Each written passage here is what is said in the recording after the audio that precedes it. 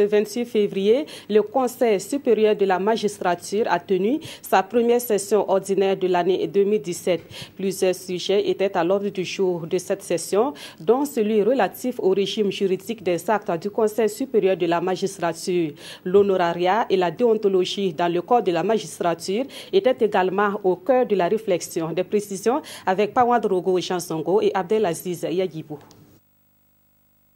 Le Conseil supérieur de la magistrature veut définir le régime juridique des actes qu'il prend.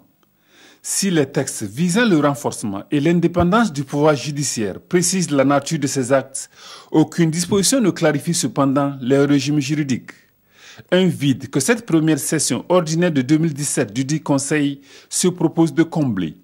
Les membres vont ainsi se prononcer sur les modalités d'adoption et de diffusion des résolutions du Conseil, avant de se pencher sur les questions de manquement et d'atteinte grave à l'éthique et à la déontologie du métier de magistrat.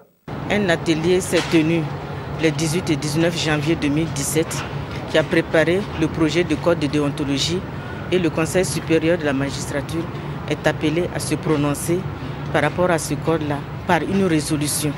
Donc le code de déontologie énumère tous les droits et les devoirs du magistrat pour qu'il puisse accomplir convenablement sa tâche.